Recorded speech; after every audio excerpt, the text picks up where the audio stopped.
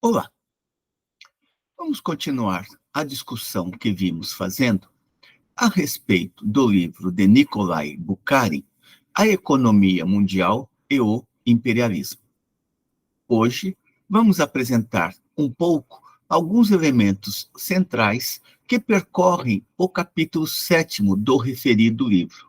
Capítulo este que se intitula Circulação Mundial do Capital e Modificação das Formas Econômicas de Entrelaçamento Internacional.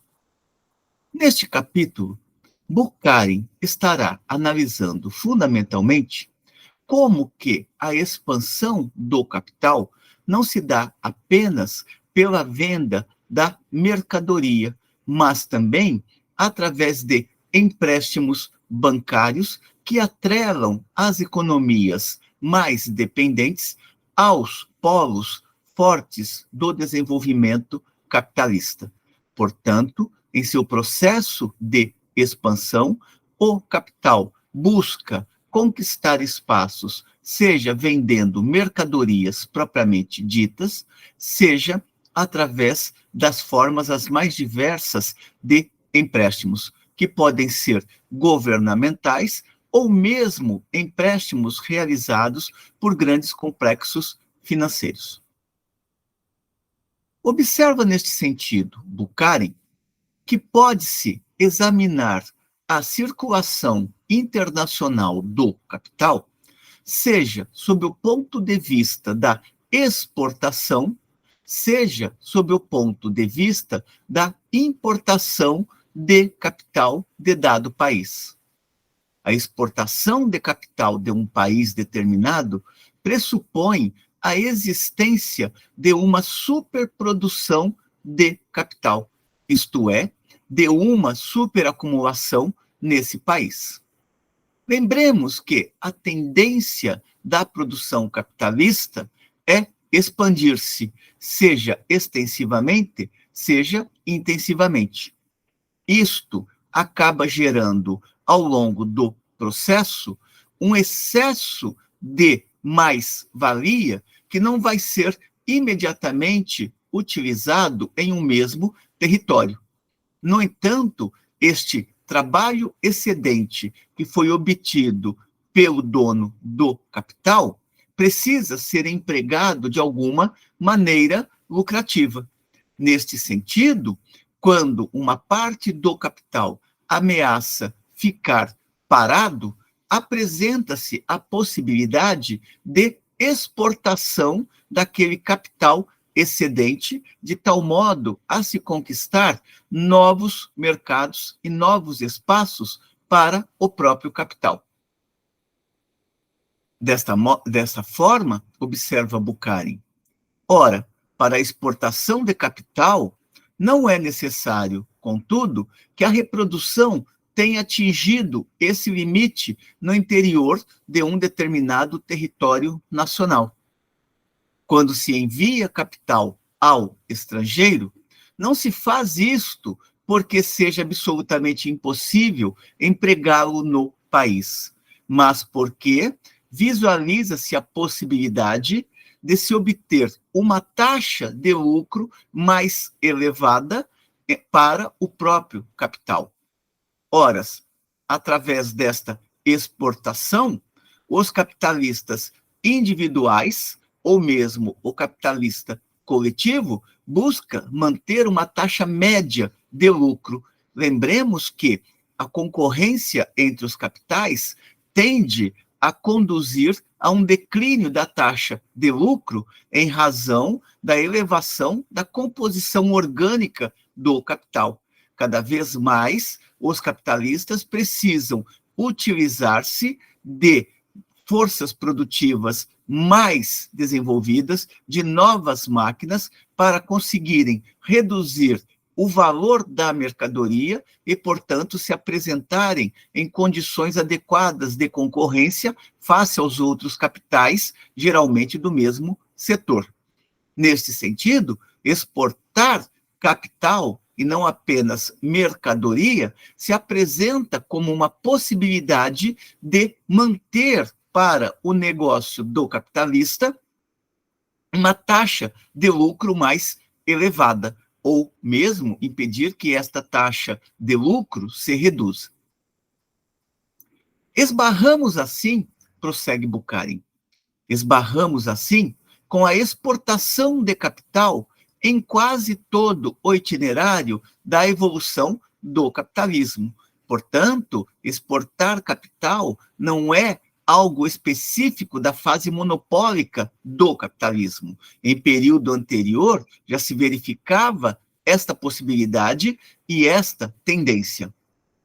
Apesar disso, prossegue Bukharin, a exportação de capital adquiriu, na fase monopólica, uma importância que jamais teve em fases anteriores do desenvolvimento do capitalismo. Pode-se mesmo dizer que se trata aí, até certo ponto, da criação de um novo tipo de ligação econômica entre países, que, uma vez que tanto cresceu a importância dessa forma de relacionamento econômico internacional, ou seja, o relacionamento entre as nações mediante os empréstimos.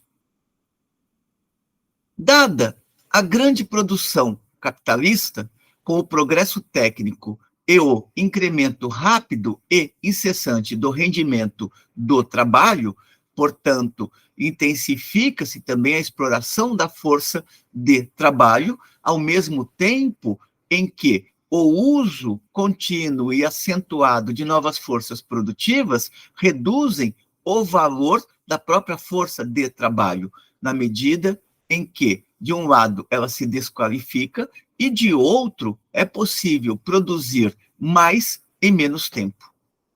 Dada a grande produção capitalista, com o progresso técnico e o incremento rápido e incessante do rendimento do trabalho, o desenvolvimento surpreendente dos transportes e o aperfeiçoamento dos meios de circulação em geral, e, portanto, a aceleração do circuito do capital, a acumulação deste opera-se a um ritmo sem precedentes. Jamais foram tão consideráveis as massas de capitais que procuram uma forma de aplicação. Por outro lado, prossegue Bukharin, fixando limites precisos à produção, a moderna organização do capital, os cartéis e os trustes, tende a impor limites determinados à aplicação de capitais. Ou seja, os grandes complexos capitalistas não vão exportar capitais para qualquer lugar ou em qualquer circunstância. Vão estabelecer um determinado fluxo pelo qual este capital excedente deve circular pelo mundo sob a forma de empréstimos àquelas nações, em geral, menos desenvolvidas, ou então àqueles territórios onde o capitalismo está dando os seus primeiros passos. Isto acontece pois os monopólios só podem, mediante um superlucro de cartel, superar a tendência à baixa da taxa de lucro à custa dos ramos em que não existem cartéis. Portanto, exportar capitais só se torna interessante quando esta exportação de capitais compensa a queda da taxa de lucro decorrente do aumento da composição orgânica do capital, ou seja, de uma utilização mais intensiva de maquinário e de novas forças produtivas. Bukharin observa ainda que a existência de elevados direitos aduaneiros, portanto, alfandegários, constitui o principal obstáculo à penetração das mercadorias. Lembremos que no capítulo anterior, Bukharin detalhou como que as taxas alfandegárias elas podem constituir um obstáculo para a circulação dos capitais, na medida em que elas podem encarecer os produtos. Elevados direitos aduaneiros constituem o principal obstáculo à penetração das mercadorias. A produção e a reprodução em massa tornam necessária a expansão do comércio exterior, mas este se choca nas barreiras constituídas pelas altas tarifas alfandegárias. Lembremos também a discussão anterior, em capítulos anteriores, na qual Bukharin ressalta como as tarifas alfandegárias passam a ser defensivas, mas elas contêm também um caráter ofensivo. Ofensivo no sentido de proteger, de conquistar novos mercados, e defensiva no sentido de proteger os mercados internos. As taxas aduaneiras, portanto, incidem sobre a taxa de lucro. Quanto maiores forem as taxas de importação, é lógico que menores serão os lucros daquele que está exportando. Quanto menores forem as taxas de exportação, é lógico que maiores serão os lucros daqueles que estão exportando. Portanto, a taxa de lucro pode tanto subir quanto cair, dependendo do patamar no qual se encontra as tarifas alfandegárias. Observemos, por exemplo, os esforços para se constituir um mercado comum, que é uma forma de regular as tarifas alfandegárias dentro de um determinado bloco capitalista, a fim de manter também, em condições aceitáveis da perspectiva do capital, as taxas de lucro. Ora, se a exportação de mercadorias é consideravelmente entravada pelas barreiras alfandegárias, não se passa o mesmo com a exportação de capitais. Estes adquirem condições de circular com mais facilidade do que as mercadorias propriamente ditas. É claro que, quanto mais se agravam os ônus de alfândega, tanto mais a evasão dos capitais se acentua. É lógico que, se as taxas aduaneiras se levarem a níveis proibitivos, aquele país que leva as taxas aduaneiras a níveis proibitivos tende a receber menor número de mercadorias, na medida em que isto vai fazer com que diminua o lucro do capitalista. Prossegue ele, utilizando-se de uma passagem de um autor que na virada do século XIX, no final do século XIX, escreveu: a proteção da indústria não estimula o estrangeiro a fundar um estabelecimento industrial no interior das fronteiras aduaneiras. Só quando perde tudo ou parte de suas vendas é que o fabricante ou o importador estrangeiro recorre à criação de fábricas no exterior, o que sempre traz consigo despesas e riscos elevados, portanto, riscos na taxa de lucro daquele que quer continuar acumulando capital. Sobre a exportação do capital, prossegue Bukharin, os direitos alfandegários passam a ser um incentivo para o capitalista. Sobre a exportação do capital, os direitos alfandegários passam a ser um incentivo para o capitalista dentro de determinadas circunstâncias.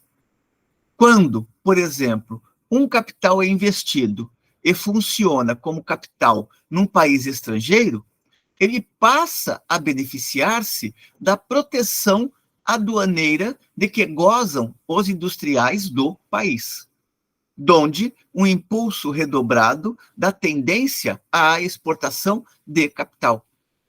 É lógico que isto é perspassado por outros elementos que envolvem os empréstimos de capitais. Bukharin cita, por exemplo, que um empréstimo, ele geralmente vem atrelado a obrigações. A obrigação para o país que está pegando o empréstimo de fazer encomendas, por exemplo, em armas, munições, navios de guerra, material rolante, etc.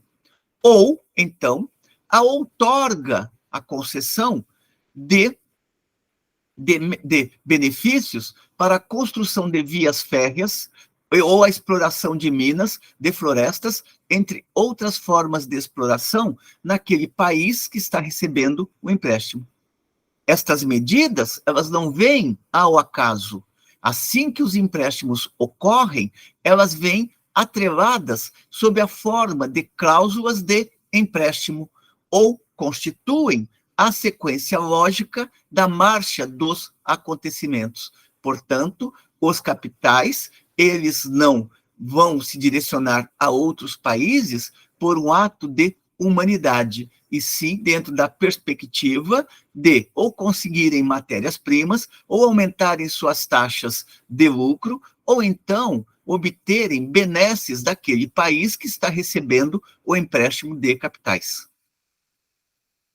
Com isto, se configura uma série de meios de pressão. E a estes meios de pressão acrescenta-se ainda a pressão exercida pelo governo sob a forma de interdição da cotação dos títulos dos empréstimos estrangeiros e dos títulos de valores. Enfim, prossegue Bukharin. Quando particulares e estabelecimentos industriais e bancários exportam capital, cresce a exportação de mercadorias da metrópole, dado que as empresas estrangeiras significam, por si mesmas, certa demanda de mercadorias e desenvolvem, ademais, por sua atividade, um mercado que, em boa parte, depende delas. Ou seja, o país que pega emprestado faz isto para desenvolver a sua indústria. Só que, como esse país está partindo do zero, vai ter que comprar, por exemplo, maquinário daqueles países que já estão num outro patamar de desenvolvimento industrial, ou que já estão em um desenvolvimento industrial avançado. Neste sentido, acaba sendo, mais uma vez, benéfico para o capital daquele que está emprestando realizar este tipo de prática, uma vez que estende a fronteira do próprio capital e, ao mesmo tempo, aquele país emprestador, aquele que toma os empréstimos, se vê quase que na condição ou obrigação de comprar mercadorias do exterior para desenvolver a sua própria indústria. Fecha-se, portanto, um círculo cada vez mais estreito de dependência dos países subordinados aos elos fortes do capital, mas também fecha-se cada vez mais um circuito no qual a economia ela vai se apresentando cada vez mais entrelaçada entre aquilo que era considerado os elos débeis e aquilo que era chamado de elo forte do capitalismo. Como se vê, portanto, a exportação de capital cria ainda condições favoráveis para a indústria do país de origem desse capital. A exportação de capital, por sua vez, agrava consideravelmente as relações entre as grandes potências, uma vez que nenhum país ou vários países querem ter o direito de exportar seus capitais para um determinado território, para uma determinada nação. No entanto, o país que está exportando capitais quer ter também o monopólio de ser ele a emprestar capitais, não deixando espaço para outros países que teriam esta mesma possibilidade.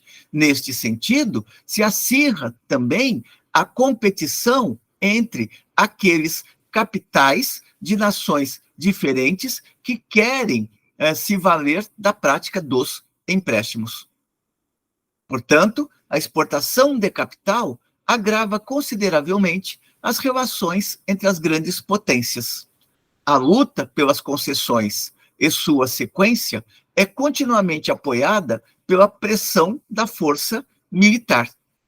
Todo governo ou país em que operam os financistas das grandes potências cede, em geral, ao concorrente que lhe dá a impressão de ser militarmente o mais forte.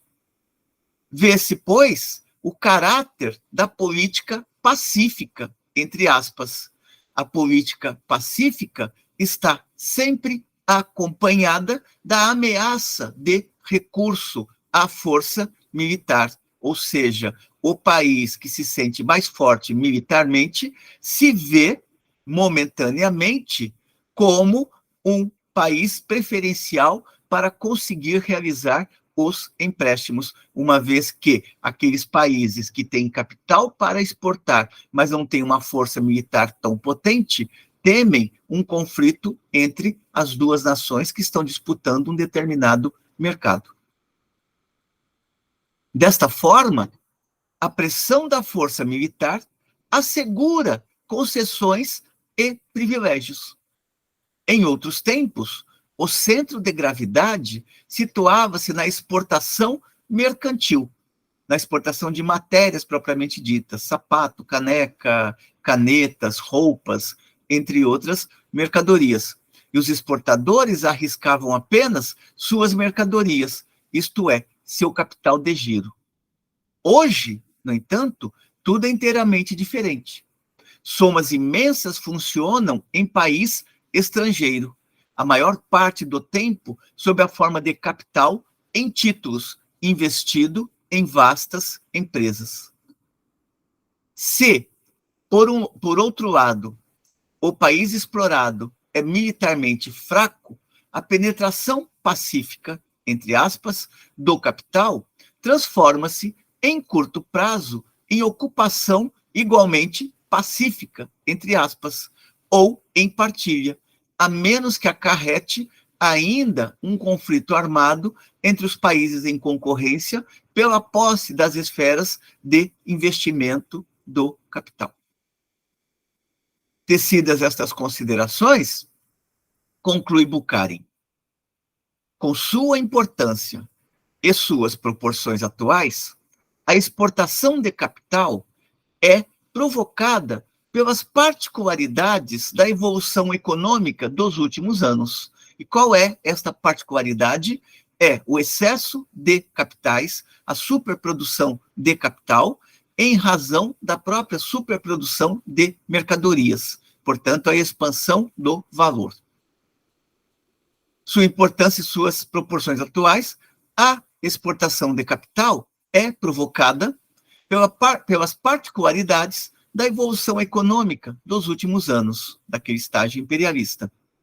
Se a examinamos do ponto de vista da expansão das formas de organização do capitalismo moderno, leia-se o capitalismo na sua fase monopólica, ela é a conquista e a monopolização de novas esferas de investimento de capital pelos monopólios de uma grande potência.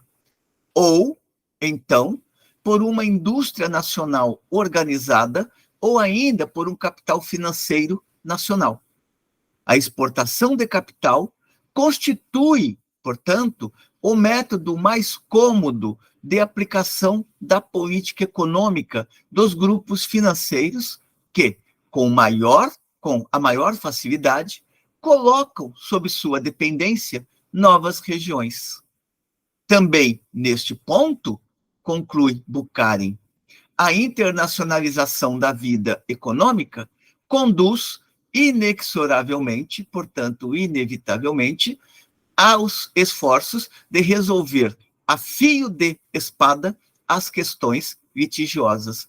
Portanto, mais uma vez, Bukharin reafirma aqui que o desenvolvimento do capitalismo não é pacífico, ele é violento, perpassado por contradições estas que podem conduzir até mesmo à situação de guerra, de conflito entre as nações, como efetivamente ocorreu em dois grandes momentos da história, a Primeira Guerra Mundial e a Segunda Guerra Mundial, para não nos referirmos às guerras particulares que se desenvolveram pós-Segunda Guerra Mundial. São estas as considerações que Nikolai Bukharin coloca neste capítulo 7 do livro A Economia Mundial e o Imperialismo. Capítulo este que se intitula Circulação Mundial do Capital e Modificação das Formas Econômicas de Entrelaçamento Internacional. Espero que tenham gostado da exposição. Como sempre, encaminhem suas considerações positivas ou negativas, divulguem o nosso canal, caso estejam gostando dos vídeos, e de nossa parte, continuamos aqui resgatando estes textos importantes para compreender o mundo contemporâneo, ao mesmo tempo que nos esforçando para contribuir com as jovens gerações de estudantes e pesquisadores. Até uma próxima.